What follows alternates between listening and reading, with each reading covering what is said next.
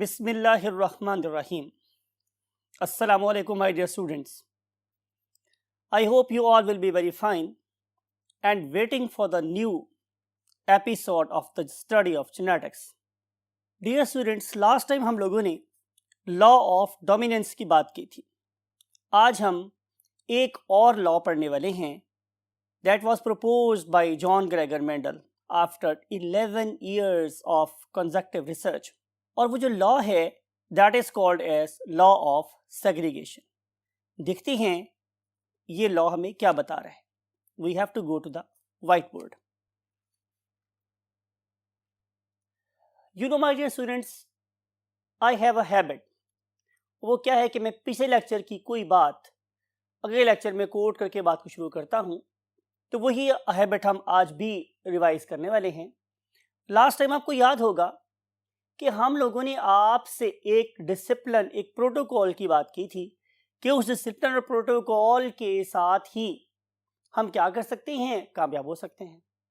तो मैंने आपको ये बताया था माय डियर स्टूडेंट्स कि जॉन ग्रेगर मेंडल ने क्या किया कि उसने अपनी ज़िंदगी में किसी ख़ास वे से अपने काम को शुरू किया. और उसमें जो सबसे पहला वे ये था कि what is basically the experimental organism. तो आपको याद होगा कि हम लोगों ने कल नाम दिया था आपको कि what is it's name. That was Pisum sativum, और मैंने कल वर्ड यूज़ किया था सटाइवम. आप दोनों में से कुछ भी याद कर सकते हैं या बोल सकते हैं. अगर आप इंटरनेट यूज़ करेंगे और डिफरेंट प्रोनाउंसिएशंस देखेंगे तो आपको स्टाइवम और सैटिवम दोनों प्रोनाउंसिएशंस मिलती हैं. तो ये पाइसम सैटिवम की मैंने आपको बोला था कि जो सिलेक्शन थी it was quite deliberate.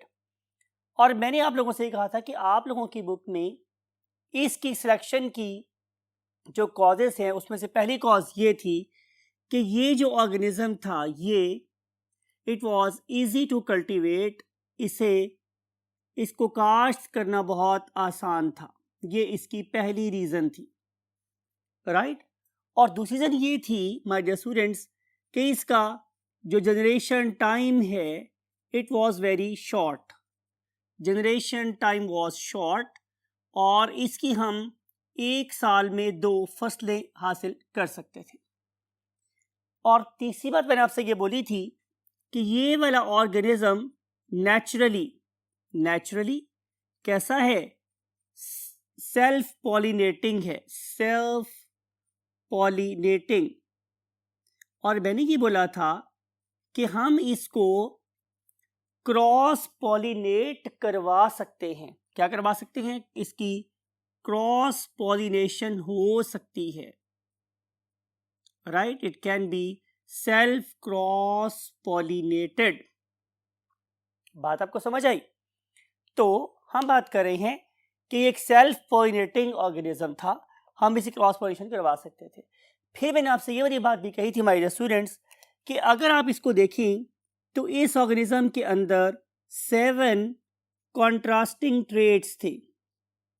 7 contrasting traits थे, राइट. ये वाले 7 कॉन्ट्रास्टिंग ट्रेट्स किसी एक करेक्टर के बारे में हो सकते हैं. फॉर एग्जाम्पल, अगर मैं प्लांट के हाइट की बात करूं तो ये एक करेक्टर है, ठीक है. प्लांट की हाइट. तो हमने कल डिस्कस किया था कि हाइट वाइज ये 2 तरह का हो सकता है, यानी कि इसके हाइट वाइज 2 कॉन्ट्रास्टिंग ट्रेट्स हो सकते हैं. याद होगा आप लोगों को मैंने बोला था कि one organism can be tall and one organism that is it's counter one it is dwarf. तो ये ड्वार्फ हो सकता है, राइट माय डियर स्टूडेंट्स. फिर इसके अलावा अगर हम बात करें तो हमें नज़र आएगा इसका फ्लावर. तो हम फ्लावर के 2 ट्रेट्स दे सकते हैं. नंबर 1 इज फ्लावर कलर, ठीक है. तो इससे कॉन्ट्रास्टिंग ट्रेट्स क्या क्या थे, यानी कि या तो फ्लावर पर्पल हो सकता था और या फिर फ्लावर वाइट हो सकता था. राइट। फिर थी मेरे पास एक और character that is called as flower position. तो पोजीशन के एतबार से फ्लावर या तो ग्रो करता था एपेक्स पे, अगर वो बिल्कुल एपेक्स पे था तो मैंने आपको कल बताया था कि हमने उसे नाम दिया था एपिकल फ्लावर का। एपिकल फ्लावर ऐसा फ्लावर जो बिल्कुल टॉप पे ग्रो करता है। दूसरा ये था कि वो जहां टहनी और स्टेम आपस में मिलते हैं, मींस जैसे हमारा एक्जिला है वहां पर, तो अगर ये किसी साइड ब्रांच पे ग्रो करते हैं तो हम इसे नाम कर देते थे एक्सिलरी, राइट। तो इसका मतलब ये होगा कि ये जो मेन चीज मैं लिख रहा हूं, this one it is basically a character, और इसके ये कंट्रास्टिंग ट्रेट्स हैं। आप ट्रेट्स को उसकी वैरायटी कह सकते हो, राइट। फिर हम देखेंगे तो हमें नजर आएगा इसका सीड क्या होता है? बीज की भी मेरे पास दो कंट्रास्टिंग ट्रेट्स थी। उनमें से एक क्या है? सीड कलर, और दूसरी मेरे पास क्या है? Seed shape. कलर के एतबार से भी मेरे पास इस प्लांट में दो वैरायटीज थी। One of them was green and other one was yellow. Green and yellow. और अगर हम सीड शेप की बात करें तो उनमें से एक था मेरे पास कैसा? राउंड, और दूसरा कैसा था? Wrinkled, right. तो इस लिहाज से ये मेरे पास हो गए अब तक 1 2 3 4 5। लास्ट चीज जो बचती है, I don't want to waste the place, तो मैं यहां लिखता हूं कि लास्ट चीज जो मेरे पास बचती है वो थी मेरे पास स्टूडेंट्स पॉड। पॉड किसे बोलते हैं? पॉड बोलते हैं फली को। पॉड किसको बोलते हैं? फली को। तो फली के भी मेरे पास दो कैरेक्टर थे। उनमें से एक था पॉड कलर और दूसरी थी मेरे पास पॉड शेप, राइट। कलर के एतबार से भी पॉड दो किस्म की थी, जाहिर है। One of them was yellow and other one was green. और अगर मैं बात करूं शेप की, तो शेप इसकी दो तरह की थी। Number one was what? Swollen, और it is called as inflated. अगर आपकी मैं बात करूं तो डेफिनेटली आप इस चीज को बहुत आसानी से समझ सकते हैं कि बहुत से मटर इस तरह के होते हैं जब उन्हें खोलना चाहें तो उसमें से प्रॉपर एक ब्लास्टिंग साउंड आती है, यानी कि जैसे उसके अंदर से हवा तेजी से निकल रही है। तो अगर किसी फली के अंदर से आपको आवाज आए और आपको उसके अंदर प्रेजेंस ऑफ सीड है वो बहुत ज़्यादा पोजीशन वाइज वाजे ना हो, तो हम लोग उसे बोलेंगे कि इन्फ्लेटेड है। लेकिन अगर आप लोग इस पर्टिकुलर फली को देखें तो आपको नजर आएगा प्रॉपर तरीके से कि यहाँ पे आपको नजर आ सकता है बहुत वाज़ेह तरीके से कि सीड कहाँ कहाँ है। अगर आप सीड्स की पोजीशन को आइडेंटिफाई करें और आपको ऐसे महसूस हो जैसे कि फली इस पर्टिकुलर सीड के ऊपर बहुत टाइट करके चढ़ी हुई है, तो इस किस्म की फली को हम नाम देते हैं कॉन्स्ट्रिक्टेड। क्या बोलते हैं हम लोग इसे?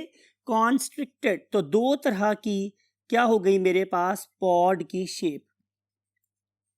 मुझे पता है कि हमने ये वाली बात कल भी की थी और मैंने आपसे कहा था कि आप अपनी बुक में प्रेजेंट इस पर्टिकुलर चार्ट को देखें। तो जाहिर है स्टूडेंट्स की दो ग्रुप्स होती हैं, एक वो जो सेल्फ मोटिवेटेड होते हैं और दूसरे वो हैं जो डेफिनेटली पक्की पकाई खीर खाने के आदी होते हैं।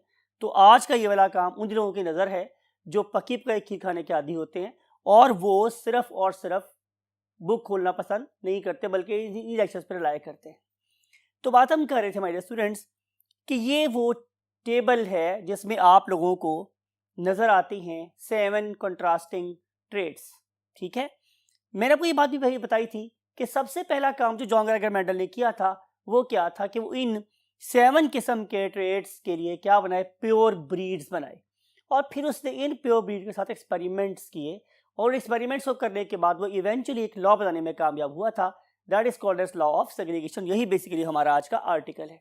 नेक्स्ट वर्ड पर मूव करते हैं और देखते हैं कि लॉ ऑफ सेग्रीगेशन तक जॉन ग्रेगर मेंडल किस तरह पहुंचा। For this purpose we have to go to the next 1/3 of the board. Yes my dear students, हम बात करेंगे प्योर ब्रीड की। हम किसकी बात करें स्टूडेंट्स? प्योर ब्रीड की। और मैंने आपको बोला था कि प्योर ब्रीड एक ऐसा ऑर्गेनिज्म होता है that always give rise to the individuals और किड्स और next generation of its own kind, कि जो हमेशा अपनी ही तरह के ऑर्गेनिजम्स को प्रोड्यूस करे, हम उसे नाम कहते हैं प्योर ब्रीड। मिसाल के तौर पे कि अगर एक टॉल ऑर्गेनिज्म है वो हमेशा टॉल ऑर्गेनिज्म ही प्रोड्यूस करे, तो हम उसे बोलेंगे कि ये टॉलनेस के लिए एक प्योर ब्रीड है, राइट। और अगर एक ऑर्गेनिज्म ड्वार्फ है तो वो हमेशा अपने जैसे ड्वार्फ ऑर्गेनिज्म ही प्रोड्यूस करे। आपको पता है ड्वार्फ का मतलब क्या था? पस्ता कद वाले, ठिगने, छोटे, उन्हें हम क्या बोलते हैं? ड्वार्फ। तो जो मेरे पास ड्वार्फ ऑर्गेनिज्म है, अगर वो हमेशा ड्वार्फ ऑर्गेनिज्म ही प्रोड्यूस करें तो इसका मतलब ये है कि ये ड्वार्फनेस के लिए एक प्योर ब्रीड है। And same is the case with rest of the 7 contrasting traits. अगर एपिकल फ्लावर है वो हमेशा एपिकल फ्लावर ही प्रोड्यूस कर रहा है तो ये जाहिर है एपिकल फ्लावर के लिए प्योर ब्रीड है। बात आपको समझ आई? और अगर मेरे पास एक रिंकल्ड सीड हमेशा रिंकल्ड सीड ही प्रोड्यूस कर रहा है तो वो सीड शेप के लिए क्या है? प्योर ब्रीड होगा। तो प्योर ब्रीड आपको समझ आ गई। और फिर मैंने आपसे कल, आपको याद होगा मैंने बताया था उसका डिसिप्लिन क्या था, कि वो जब भी कोई क्रॉस कराता था उसको हमेशा कहाँ से स्टार्ट करता था? P1 के साथ। और P1 का था मेरे पास फर्स्ट पेरेंटल जनरेशन। आज हम ऐसा करते हैं कि आज हम लोग सीड की शेप से बात को शुरू करते हैं, राइट। आपको कल की बात भी रिवाइज हो जाएगी, आपको कल का प्रोटोकॉल भी रिवाइज हो जाएगा, और आज हम इस लेक्चर से क्या डिड्यूस करने वाले हमें उसका पता भी चल जाएगा, राइट। कैसे देखते हैं? नंबर 1, उससे क्या बोला कि मैंने P1 में, P1 का थी फर्स्ट पेरेंटल जनरेशन, क्या लिखेंगे हम उसकी? फिनोटाइप। Very good. आपको पता है कि हम अपने काम का आगाज हमेशा नजर आने वाली चीज से करते हैं, तो उसने फिनोटाइप लिखी कि क्या था मेरे पास? एक थे मेरे पास राउंड सीड, ये गोल गोल से सीड थे, और दूसरे कौन से है मेरे पास? रिंकल्ड सीड जो कि झुरीदार है। यानी कि एक फ्रेश से फेस को देखें, एक यंग फेस को देखें तो आपको उसके ऊपर, मैंने जैसे पहले किसी लेक्चर में बोला था कि आपको उसमें लाइफ नजर आएगी, आपको उसमें एक टोन नजर आएगी, हयात नजर आएगी, उसके अंदर जिंदगी नजर आएगी। लेकिन अगर आप किसी बूढ़ी समाधि के चेहरे को देखें तो आपको उसमें कोई टोन नहीं नजर आती, बल्कि उसका चेहरा अटक गया होता है, उसे जिंदगी ड्रेन आउट हो गई होती है, उसके ऊपर झुर्रियां पड़ गई होती हैं। तो इस तरह के 2 सीड थे। For example look at this, ये एक राउंड सीड है, look at its freshness, its shine. और दूसरे नंबर पर ये मेरे पास एक रिंकल्ड सीड है, you can see appearance as well. उसे क्या क्या माय डियर स्टूडेंट्स, आप यहाँ पे कोई भी कैरेक्टर लिख सकते हैं। आप यहाँ पे टॉल, यहाँ पे ड्वार्फ लिख सकते हैं। आप यहाँ पे पर्पल, फ्लावर कलर की बात हो रही है, पर्पल, या फिर फ्लावर कलर क्या हो सकता है? व्हाइट। यानी कि आप कोई से भी 2 कंट्रास्टिंग ट्रेट्स लिख सकते हैं, बिकॉज कि मेंडल ने 11 साल में बेशबहा एक्सपेरिमेंट किए। उन बेशबहा एक्सपेरिमेंट में वो यही करता रहा कि उसने एक तरफ डोमिनेंट ऑर्गेनिज्म लिया और एक तरफ रिसेसिव ऑर्गेनिज्म लिया, उनको पुट इनटू अ क्रॉस, ठीक है। तो उसने क्या देखा कि जब भी मैं एक डोमिनेंट ऑर्गेनिज्म को रिसेसिव ऑर्गेनिज्म से क्रॉस कराता हूं तो क्या आता है मेरे पास? F1 में हमेशा एक डोमिनेंट ऑर्गेनिज्म ही प्रोड्यूस होता है। तो आपको पता है मैंने बोला था कि मेंडल क्या करता रहा कि हमेशा लेफ्ट साइड पे डोमिनेंट लिखता रहा। तो इसका मतलब ये होगा कि जब उसने राउंड को रिंकल्ड से क्रॉस कराया तो F1 में सारे के सारे ऑर्गेनिज्म राउंड सीड वाले प्रोड्यूस हुए, राउंड सीडेड प्लांट्स प्रोड्यूस हुए। ये कहाँ हुए मेरे पास? F1 में। आपको पता है कि what is F1? First filial generation. मैंने कल बताया था कि फीलियल मीन बच्चे, बच्चों की पहली नस्ल F1, पहली अयाली नस्ल F1, it is a round seeded plants. फिर जब उसने इस F1 को F1 से क्रॉस कराया, यानी कि जब उसने राउंड सीडेड प्लांट्स को राउंड सीडेड से क्रॉस कराया, ठीक है, यानी कि F1 को F1 से क्रॉस कराया, तो हमें क्या पता चला था कि उसके रिजल्ट में हमेशा राउंड प्रोड्यूस हुए थे कितने? 3, और रिंकल्ड प्रोड्यूस हुए थे कितने स्टूडेंट्स? 1। यानी कि हमेशा रेशो ये बनती 3:1। सवाल ये था माय डियर स्टूडेंट्स कि ये वाला रिंकल्ड कैसे आया? It was a basic question that arised in the mind of John Gregor Mendel. जिन टीचर से वो पढ़ रहा था उनका कहना यह था कि पेरेंट्स रूट्स प्रोवाइड करते हैं, बुनियाद प्रोवाइड करते हैं अपने ऑफस्प्रिंग्स को, और उनके जो जीन्स हैं, वो उनके जो ट्रेड्स हैं, जो चीज़ भी इनकी ट्रांसमिशन की जिम्मेदार है, वहां पे ये वाला जीन, ये वाली इंफॉर्मेशन छुपी हुई भी रह सकती है। राइट। इसी चीज को अनलॉक किया किसने? जॉन ग्रेगर मेंडल ने। उन्होंने किया कि राउंड ऑर्गेनिज्म को रिंकल्ड से जब क्रॉस कराया तो रिंकल फैक्टर, रिंकल का फैक्टर, रिंकल वाला जीन, रिंकल वाली अलील वो F1 में कैसी हो गई? छुप गई या मास्क हो गई, छुप गई या मास्क हो गई। लेकिन जब हमने F1 को F1 से क्रॉस कराया तो फिर जाहिर है वो दोबारा से अपीयर हो गई। अब सवाल ये था कि मेंडल इसको कैसे इंटरप्रेट करता, कैसे उसको जाहिर करता। उसने ये बोला कि बेसिकली किसी भी इंडिविजुअल में किसी भी जीन के अंदर दो अलील्स होती हैं या ए पेयर ऑफ अलील होता है। जैसे आपको याद होगा हमने कल क्या किया था या हम आज क्या करने वाले हैं, वो ये कि हम इसी चीज को in the terms of cross लिखते हैं। तो सबसे पहले क्या करेंगे हम लोग? हम लिखेंगे फिनोटाइप P1 की। मैं इसी को अब सॉल्व कर रहा हूं, इसी प्रॉब्लम को। तो सबसे पहले मेरे पास कैसा ऑर्गेनिज्म था? एक राउंड सीडेड ऑर्गेनिज्म, राइट। इसको मैं किससे क्रॉस करा रहा हूं? एक रिंकल्ड सीडेड प्लांट के साथ। रिमेंबर के दोनों प्योर ब्रीड होने चाहिए। अगर ये प्योर ब्रीड है तो फिर राउंड सीड क्या है? कैपिटल आर, यानी कि इस पर्टिकुलर सीड को अपने एंथर यानी स्पर्म से भी आर मिला और ओवरी यानी एग से भी आर ही मिला है। तो ये क्या हो गया? Capital R. तो रिंकल्ड क्या होगा? फिर जाहिर है वो होगा my dear students small R. क्योंकि आपको याद है कि हम हमेशा डोमिनेंट जीन को कैपिटल लेटर से और रिसेसिव जीन को लोअर केस लेटर से लिखते थे। और आपको याद है कि डोमिनेंट जीन हर जनरेशन में अपीयर होता है और रिसेसिव जनरेशन में अपीयर नहीं होता। सो हम लिखेंगे क्या? अगर हम मेंडल के प्रोटोकॉल को फॉलो करें तो it is basically the phenotype of P1। ये P1 की फिनोटाइप है। तो फिर ये क्या है? ये जीनोटाइप है P1 की। हम उसमें जीन्स की टाइप को बयान कर रहे हैं। क्या जनाब? इसमें दो जीन जैसे हैं, ये होमोजाइगस है। इसमें दोनों जीन्स एक जैसे हैं, ये भी होमोजाइगस है। Homozygous capital R when crossed a with homozygous small R. तो फिर जाहिर है इसमें क्या पैदा है? दो कॉपीज, एक उसको मिली अपने फादर से, एक मिली अपनी मदर से, एक फादर से एक मदर से। It is true with all diploid organisms. आप भी डाइप्लॉइड हैं, मैं भी डाइप्लॉइड हूं, तमाम एनिमल्स भी डाइप्लॉइड हैं। बहुत से जो प्लांट्स हैं, बल्कि मोस्ट ऑफ द प्लांट्स हैं वो डाइप्लॉइड हैं। तो वो सब के सब क्या कर रहे हैं? Sexual reproduction. और उस सेक्सुअल रिप्रोडक्शन में उसे एक अलील कहां से मिलता है? अपने ग्रेट फादर से, और एक अलील कहां से मिलता है? अपनी ग्रेट मदर से। मेरे बॉडी के मोस्ट ऑफ द सेल्स, जिसको मैंने लेक्चर नंबर 1 में बोला था, somatic cells, they have 2 copies of alleles. लेकिन आपको याद हमने क्या बोला था कि हम इनसे बनाएंगे गैमेट्स। तो गैमेट्स क्या होते हैं? जिसमें नंबर ऑफ क्रोमोसोम हाफ हो जाता है।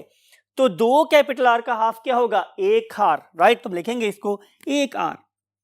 इसको क्या लिखेंगे हम लोग? ये वाला स्मॉल आर। आप में से कौन सा स्टूडेंट बताएगा कि इसमें अभी गलती मौजूद है? वो क्या है? एक्सेलेंट, आपने बिल्कुल ठीक बोला है कि सर ये गैमेट्स हैं तो फिर इसके बाहर सर्कल होना चाहिए। तो बिल्कुल ठीक है, मुझे इसके बाहर सर्कल लगाना है, मुझे इसके बाहर भी सर्कल लगाना है, तभी ये गैमेट्स बनेंगे, वरना ये गैमेट्स नहीं बनेंगे। तो आप लिखेंगे कि ये हो गए गैमेट्स ऑफ P1। ये P1 के गैमेट्स हैं। अब आप क्या करोगे? अब आप इन दोनों को मिला दोगे। जब आप इन दोनों को मिलाओगे तो क्या बनेगी? जनरेशन। आपको याद है मैंने बोला था कि आप जनरेशन हो, आप गैमेट्स नहीं हो। तो कभी भी आप अपने गिर्द या नेक्स्ट जनरेशन के गिर्द सर्कल नहीं लगाओगे, सर्कल सिर्फ गैमेट्स के बाहर लगेगा। तो ये बन जाएगा मेरे पास क्या? F1। मेंडल ने इसको यूं बोला कि किसी भी इंडिविजुअल के अंदर हमेशा अलील्स की एक पेयर मौजूद होता है, कैपिटल आर, स्मॉल आर। ये एक पेयर है अलील्स का, ये दूसरा पेयर है अलील्स का। तमाम सेट्स में अलील के पेयर मौजूद होते हैं। लेकिन जब भी गैमेट्स बनने का प्रोसेस शुरू होता है, जब भी गैमेट्स बनने का प्रोसेस शुरू होगा, यू नो वेरिएबल ड्रॉ करके दिखाते हैं। आपको कल भी डिस्कस किया था कि आप लोगों के पास एक सेल है, इसमें इस क्रोमोसोम के ऊपर भी आर लगा हुआ है और इस क्रोमोसोम के ऊपर भी आर प्रेजेंट है। तो जब ये वाला सेल अंडरगो करेगा मियोसिस को, तो नंबर ऑफ क्रोमोसोम हाफ हो जाएंगे।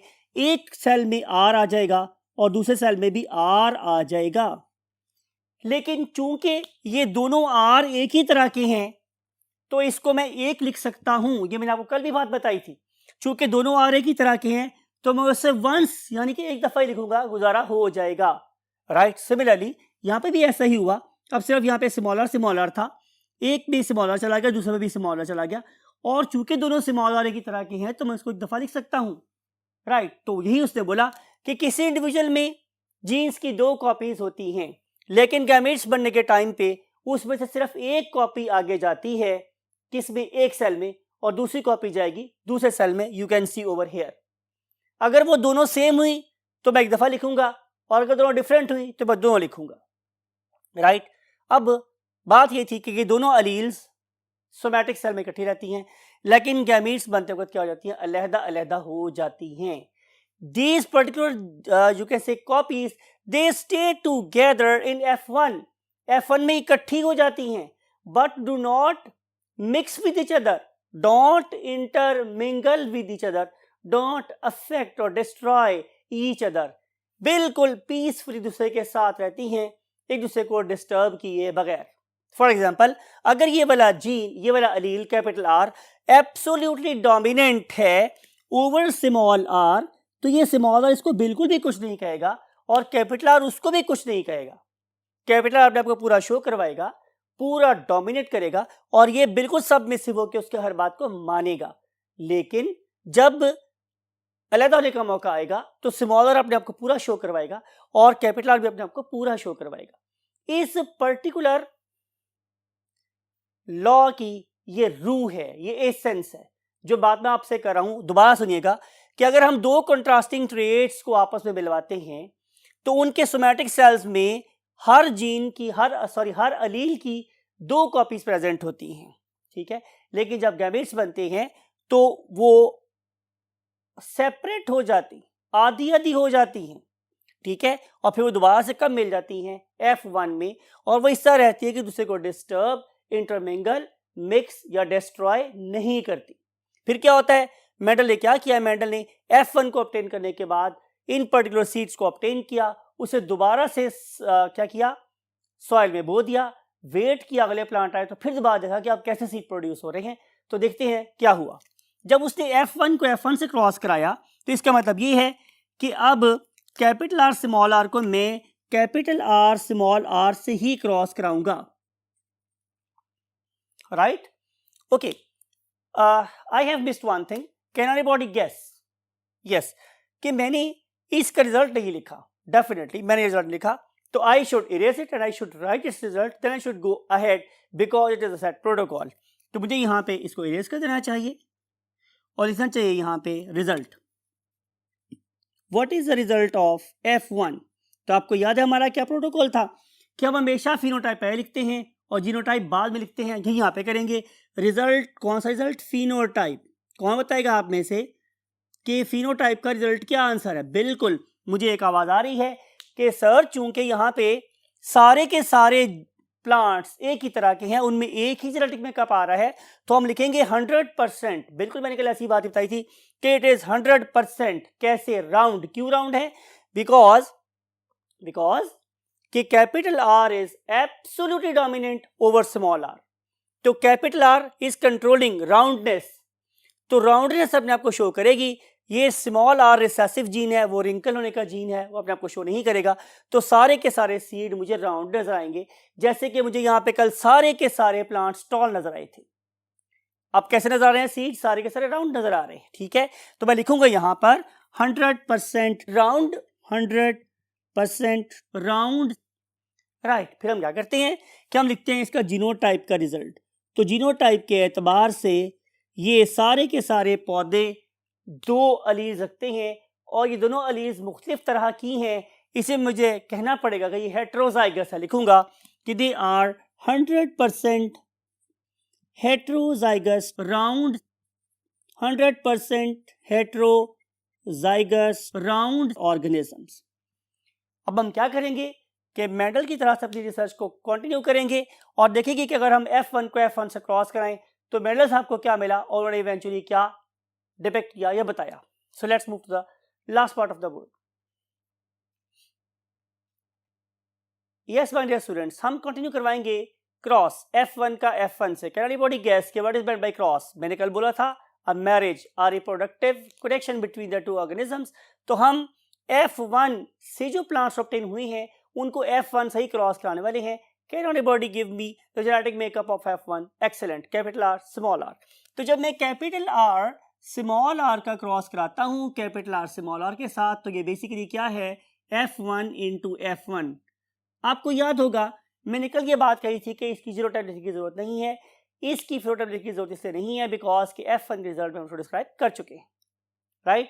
चूंकि मैं F1 की तमाम एट्रीब्यूट्स फिनोटाइप के और जीनोटाइप के पीछे डिस्क्राइब कर चुका हूं, लिहाजा उसको यहाँ रिपीट करने की जरूरत नहीं है, राइट. अब क्या करेंगे, अब हम इस ऑर्गेनिज्म के क्या बनाएंगे, गैमेट्स. मींस F1 के गैमेट्स किस तरह के होते हैं, तो answer is something like it, gametes of F1. F1 के गैमेट्स किस तरह के होंगे. पहली बात, सेल पकड़ते हैं और सेल को ड्रॉ करके देखते हैं. सिंपल, ये मेरे पास एक ऑर्गेनिज्म का सेल है, जाहिर है जो इसका सेल होगा वही इसका भी सेल होगा because both are capital R small r, capital R small r, same, no difference at all. तो ये मेरे पास एक क्रोमोसोम है और इसके ऊपर लिखा हुआ है फॉर एग्जांपल कैपिटल R, और ये मेरे पास दूसरा क्रोमोसोम है उस पर लिखा हुआ है स्मॉल r. तो जब ये वाले ऑर्गेनिज्म क्या करेंगे, they will undergo the process of meiosis, that is basically reductional division. तो उसके रिजल्ट में ये सेल दरमियान से डिवाइड हो जाएगा और एक सेल के अंदर कैपिटल R आ जाएगा और एक सेल के अंदर स्मॉल r आ जाएगा. अब चूंकि यहाँ पे दोनों डिफरेंट किस्म के हैं, कल का लेक्चर याद करें, आज फिर दोबारा इन्फोर्स कर रहा हूँ, अभी पहले भी बताया था आप लोगों को कि अब चूंकि ये दोनों डिफरेंट हैं तो मुझे दोनों लिखना पड़ेंगे, आप एक लिखने से गुजारा नहीं होगा. लिहाजा मैं क्या करता हूँ कि मैं इससे जगह में लिखता हूँ capital R small r, capital R small r, capital R small r. Any mistake? Excellent, very good. क्या इसके बाहर सर्कल प्रेजेंट नहीं है, यहां भी सर्कल करना पड़ेगा, यहां भी करना पड़ेगा, यहां भी और यहां भी. नाउ इट्स ओके, अब ये बिल्कुल ठीक है कि अब ये चारों गैमेट्स मेरे पास बन गए. मैंने आपको बोला था कि अब हम क्या करवाएंगे, इनकी फर्टिलाइजेशन को आपस में मिलाएंगे. तो what are the chances, you know, याद रखें ये बात, genetics is nothing other than the study of probability. We can predict, we can not claim. बात समझ आई. तो प्रेडिक्शन क्या क्या हो सकती है, चांस ये है कि ये वाला कैपिटल R इस कैपिटल R से मिल जाए. अगर ऐसा हुआ तो ऑर्गेनिज्म प्रोड्यूस होगा कैपिटल R कैपिटल R. और अगर ये वाला कैपिटल R इस स्मॉल r से मिलेगा, पहले मैंने 1 को 1 से मिलाया, अब मैं 1 को 2 से मिला रहा हूं, तो क्या बनेगा, capital R small r, right. अब मैं क्या करूंगा कि अब मैं दूसरे को 1 से मिलाऊंगा. पहले मैंने 1 को 1 से मिलाया, फिर 1 को 2 से मिलाया, अब मैं 2 को 1 से मिला रहा हूं. जब मैं 2 को 1 से मिलाऊंगा तो क्या प्रोड्यूस होगा, स्मॉल r कैपिटल R. लेकिन आपको याद रखिए मैंने क्या बात कही थी कि हम अदब करने वाले लोग हैं, हम कैपिटल R को पहले लिखते हैं और स्मॉल r को बाद में लिखते हैं. हालांकि अगर मैं इसको ऐसे लिख दूं, ऐसे, तो फर्क कोई नहीं पड़ेगा because it is a gene interaction. Capital R is either on right side और on left side, effect is the same, कोई डिफरेंस नहीं आएगा, राउंड ही प्रोड्यूस होगा. लेकिन एक सेट प्रोटोकॉल, एक तरीका है, एक सलीका है, एक उसलूब है, उस तरीका या उसलूब के मुताबिक हम अदब करने वाले लोग कैपिटल R को पहले लिखते हैं. That's it. Otherwise there is no difference between capital R small r और small r capital R, no difference at all. Last क्या बनेगा मेरे पास कि 2 से मिल जाए तो क्या बनेगा, small r small r, right. ऐसा करते हैं, इसके बाहर लगाते हैं ब्रैकेट और बताते हैं कि ये बच्चे बचूंगड़े किसके हैं, F1 के हैं. तो क्या कहलाएंगे, F2. ये सेकंड फीलियल जनरेशन है, सेकंड फीलियल जनरेशन. क्या करेंगे, आदत से मजबूर लिखेंगे रिजल्ट. किसका लिखेंगे, F2 का, रिजल्ट ऑफ F2, राइट.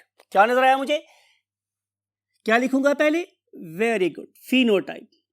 तो फिनोटाइप के एतबार से इसके पास कैपिटल R है, बिल्कुल है, इसके पास है, यस, इसके पास भी है, यस. तो तीनों कैसे होंगे, राउंड वाले लिख रहे हैं, राउंड. फिनोटाइप के एतबार से राउंडेड सीड वाले प्लांट्स कितने हैं, 3. और जो रिंकल्ड सीड्स हैं वो कितने प्लांट्स हैं, 1. रिंकल्ड वो कितने मेरे पास, 1. तो रेशो क्या बनेगी, 3:1, 3:1. ये वही बात है जो हमने कल भी पढ़ी थी, राइट. अब लिखेंगे इसका जीनोटाइप रिजल्ट और जीनोटिपिक रेशियो, जो मर्जी बात कर ली, जीनोटाइप या जीनोटिपिक रेशियो। पहला ऑर्गेनिज्म कैसा है? Homozygous round because both genes are alike. Next two are heterozygous round because they are rounded in appearance but they don't have the same genes, rather they have one capital R and that is small r, तो ये क्या कहलाएंगे? heterozygous। so लिख रहे हैं हम लोग, number 1 is homozygous rounded, homozygous कैसे? rounded कितने हैं? एक, right? और what are, how many are heterozygous rounded? तो आंसर इज 2। कितने हमारे स्टूडेंट्स? 2। और how many homozygous what? Wrinkled. आपको पता है मैंने बोला था कि मैं रिंकल्ड के साथ होमोजाइगस ना भी लिखूं तो खैर है, लेकिन लिखना जाहिर है अफजल है और बेहतर है, तो लिखना ही सही रहेगा। तो ये रेशियो मेरे पास क्या बनेगी? 1:2:1। माय डियर स्टूडेंट्स, आपको मैंने 7 पेयर ऑफ कंट्रास्टिंग ट्रेट्स बताए हैं। आप इनमें से किसी कंट्रास्टिंग ट्रेट को क्रॉस कराएं, जैसे जॉन ग्रेगर मेंडल ने किया, तो आपको क्या मिलेगा? प्रीवियस बोर्ड पे चलते हैं। मैंने आपसे क्या बोला था माय डियर स्टूडेंट्स कि हम जब भी दो कंट्रास्टिंग ट्रेट्स को, it is the final, you can say, learning or outcome of the lecture, therefore please be attentive। मैंने आपसे बोला है कि आपके पास 7 contrasting traits थे। फॉर एग्जाम्पल, फ्लावर में भी एपिकल, फ्लावर में भी एक्सिलरी, सीड में भी येलो, सीड में भी ग्रीन, सीड में भी राउंडेड, सीड में भी रिंकल्ड, पॉड में भी इन्फ्लेटेड, में भी व्हाट? constricted, पॉड में भी येलो, पॉड में भी ग्रीन, वट एवर, आप इसमें से कोई भी दो कंट्रास्टिंग ट्रेट्स लें। लॉ इसी चीज का नाम होता है कि अगर आप उसको बार बार एक्सपेरिमेंट की भट्टी में झोंकें तो रिजल्ट हमेशा सेम आए। इसीलिए ये लॉ है, इसीलिए हम इसे लॉ बोलते हैं, राइट? कि आप उन 7 कंट्रास्टिंग ट्रेट्स में से जब भी दो कंट्रास्टिंग ट्रेट्स को आपस में मिलाएंगे तो वो F1 पे इकट्ठी हो जाएंगी विदाउट अफेक्टिंग ईच अदर। लेकिन से हम जंप करेंगे अगले बोर्ड पर। लेकिन जब भी F1 के गैमीट्स बनने का वक्त आएगा तो वो एक दूसरे से दोबारा से सेग्रीगेट हो जाएंगी। ये लॉ है। सेग्रीगेट का मतलब होता है अलहदा अलहदा हो जाना, जुदाइयां पड़ गई। फिर कहां ये दो कैपिटल आर स्मॉल आर इकट्ठे रह रहे थे, लेकिन इस जालिम समाज ने जुदाइयां डाल दी। अब कैपिटल आर एक सेल में चला गया और स्मॉल आर दूसरे सेल में चला गया। यही लॉ ऑफ सेग्रीगेशन है कि जब भी आप दो कंट्रास्टिंग ट्रेट्स को मिलाते हैं तो वो F1 में इकट्ठे हो जाते हैं, लेकिन F1 के गैमेट्स बनते वक्त सेग्रीगेट हो जाते हैं, अलहदा हो जाते हैं, जुदाइयां पड़ जाती हैं। एक अलील एक सेल में और दूसरा अलील दूसरे सेल में चला जाता है। फिर जब ये आपस में मिलेंगे तो क्या होगा? अब वो दोबारा से अपीयर होंगे। किस में? F2 में। किस रेशो के साथ? फिनोटाइप की 3:1 के साथ और जीनोटाइप की 1:2:1 के साथ। मिसाल के तौर पे कि अगर मेरे पास यहां पे 1000 सीड प्रोड्यूस हुए, माय डियर स्टूडेंट्स, मैं इसकी बात कर रहा हूं, यहां पर 1000 सीड प्रोड्यूस हुए, तो जब मैं 1000 सीड को 3/4 से मल्टीप्लाई करूंगा तो मेरे पास 750 सीड इस तरह के आएंगे, राइट? और अगर मैं इसको करूंगा तो फिर क्या होगा my dear students? Look at this कि जब मैं 1000 को 1/4 से मल्टीप्लाई करूंगा तो आंसर आएगा 250। आप कह सकते हैं कि सर आपने इसको 3/4 से मल्टीप्लाई क्यों किया है और यहां पे 1/4 से मल्टीप्लाई क्यों किया है? तो आंसर ये है कि my dear students, total number of seed जो मेंडल को हासिल हुए या आपको हासिल होगा ड्यूरिंग रिसर्च, वो ये है 1000। मैंने ये देखना है कि 1000 में से इस रेशो के एतबार से 3:1 के एतबार से कितने इस तरह के होने चाहिए और कितने इस तरह के होने चाहिए। It is expected number.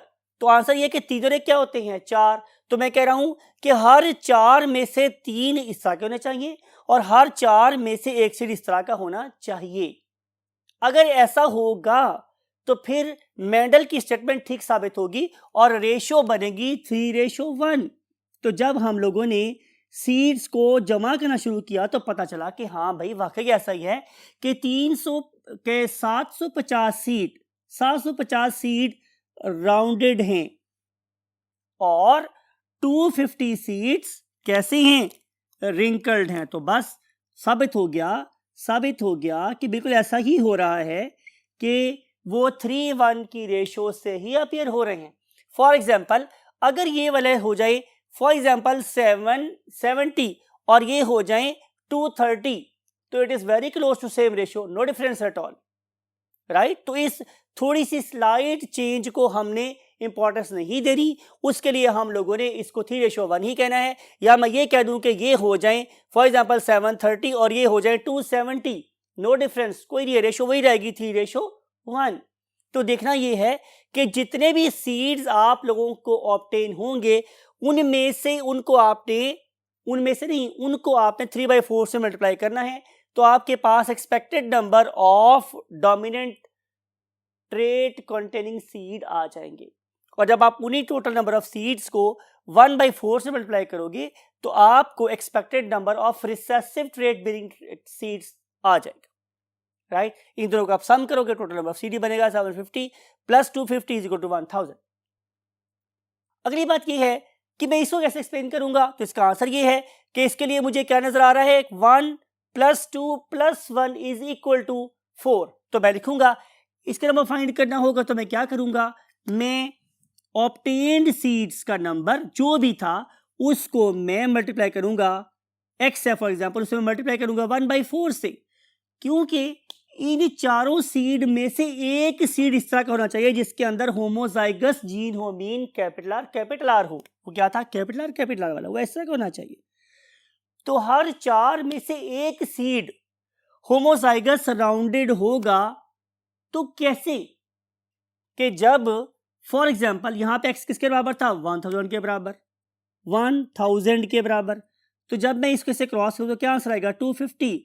तो अगर 250 सीड्स मेरे पास कैपिटल वाले होंगे तो क्या होगा, इसकी वैलिडिटी होगी, राइट। फिर हम देखेंगे कि इसका कैसे बनेगा, मेरे पास 1000 इंटू 2/4, यानी कि इन 4 में से 2 इस तरह के हैं, 2 कैसे हैं, हेट्रोजाइगस राउंडेड हैं। तो फिर क्या बनेगा मेरे पास 500। तो 500 सीड्स ऐसे होंगे जो हेट्रोजाइगस राउंडेड होंगे, means capital R small R वाले होंगे। चलिए हेट्रो का एच काट देते हैं, simple capital R small R लिख देते हैं। और फिर 1000 में से होमोजाइगस या रिंकल्ड वो तो नजर आ जाएंगे हम लोगों को किस तरह के हैं, वेरी सिंपल, कितने होने चाहिए, 1000 into 1/4 is equal to 250, right. अब उसने क्या किया, सिंपल सी बात है, इन चीजों को कलेक्ट किया, अपनी स्टैटिस्टिकल एनालिसिस के बाद रेशियो निकाल के देखिए कि क्या वाकई 250 है, ये वाकई 500 है और ये वाकई 250 है। If it is so it's okay. तो मैंने आपको क्या बोला था कि आपके पास जितने भी ट्रेड्स हैं उनको आप जब भी टेस्ट करेंगे वो हमेशा 3:1 फिनोटाइप के पर सेपरेट होंगे और 1:2:1 के लिहाज से जीनोटाइप की बेस पे ग्रुप अप हो जाएंगे या सेपरेट हो जाएंगे। जॉन कैकर मेंडल ने F2 को F2 से क्रॉस कराया। जब उसने F2 को F2 से क्रॉस कराया means he is continuing the what same flow. पहले आपको याद है उसने P1 को बीट करवा के F1 ऑब्टेन करवाए, फिर F1 को F1 से क्रॉस करा के F2 ऑब्टेन किया और फिर उसने F2 को F2 से क्रॉस करा के F3 ऑब्टेन किया, जिसके रिजल्ट में उसे पता चला कि अगर उनमें से 1/3 टाइप ऐसे हैं जो हमेशा क्या करते हैं, राउंड हैं, तो वो राउंडेड ऑर्गेनिज्म ही प्रोड्यूस करते हैं। इसका मतलब ये है कि वो होमोजाइगस राउंडेड सीड्स प्लांट्स थे। ऑन द अदर हैंड अगर मैं 2 हेट्रोजाइगस ऑर्गेनिज्म को क्रॉस कराता हूं means capital R small R को कैपिटल आर स्मॉल आर के साथ, तो उनका बिहेवियर वही होता है कि जो F2 में था, यानी कि वो 3:1 से सेपरेट होंगे in the terms of phenotype, और 1:2:1 के रेफरेंस सेपरेट होंगे किस में, जीनोटाइप के लिहाज से, राइट। 1:2:1 के लिहाज से सेपरेट होंगे in the terms of genotypic ratios. तो इसका मतलब ये है कि आप रिसर्च को कंटिन्यू करते रहेंगे तो अल्लाह ताला आप लोगों के ऊपर इल्म के दरवाजे खोलता चला जाएगा। Same is a case here, अगर उसने ये फाइंड किया कि इस पर्टिकुलर F2 के अंदर ये वाला रिंकड ऑर्गेनिज्म किस तरीके से आया, क्या उसने सोचा, उसने तफक्कर किया, he had again a thinking brain on the shoulder, उसने सोचा कि ये अपीयर दोबारा कैसे हो गया। तो ये तभी पॉसिबल हो सकता था कि जब यहाँ से भी स्मॉल आर आए और यहाँ से भी स्मॉल आर आए। अब सोचना ये है कि क्या इसकी एप्लीकेशन हमें सोसाइटी में क्या और भी नजर आती है, तो आंसर इज यस। क्या ऐसा पॉसिबल है, मिसाल के तौर पे कि एक फादर है, उसका ब्लड ग्रुप है ए, और उनकी एक जाहिर है ज़ौजा मोहतरमा है, मीन्स उस बच्चे की मदर है, फॉर एग्जाम्पल का ब्लड ग्रुप है बी। तो क्या ऐसा पॉसिबल है कि उस बेबी उनके यहाँ एक ऐसा बेबी प्रोड्यूस हो जिसका ब्लड ग्रुप ओ हो जाए? क्या ऐसा पॉसिबल है? फादर का ब्लड ग्रुप है ए और मदर का ब्लड ग्रुप है बी, और जो बेबी प्रोड्यूस हो रहा है वो कैसा है, ओ वाला। एक और थिंकिंग पॉइंट आपको देके जा रहा हूं, क्या ऐसा मुमकिन है कि एक फादर भी ब्लैक हो और मदर भी ब्लैक हो और उसके यहाँ एक फेक कलर वाला बेबी प्रोड्यूस हो जाए, राइट? आप ये सोचिएगा और मुझे बताइएगा कि क्या आपकी सोच वो 1886 वाले मेंडल की सोच के बराबर है या अभी तक उससे बहुत पीछे है। इनके बारे में बातें करेंगे आप लोगों के साथ कल। सोचते रहिएगा और मुझे बताइएगा कि आप मेंडल की सोच के बराबर सोच के हामिल हुए हैं 200-250 साल के बाद, या अभी भी आप उनसे बहुत पीछे हैं। इस पर्टिकुलर थिंक पॉइंट पे और इस मोटिवेशन के साथ या इस प्रॉमिस के साथ कि इंशाल्लाह हम कल आप लोगों से टेस्ट क्रॉस के बारे में बातें करेंगे। आई वॉन्ट टू से यू अल्लाह हाफिज। और हमेशा कहता हूँ अपना और अपने पेरेंट्स का बहुत ख्याल रखें, और जब कभी नमाज पढ़े हमारे लिए भी ज़रूर दुआ कीजिएगा। आई वॉन्ट टू से यू गुड बाय।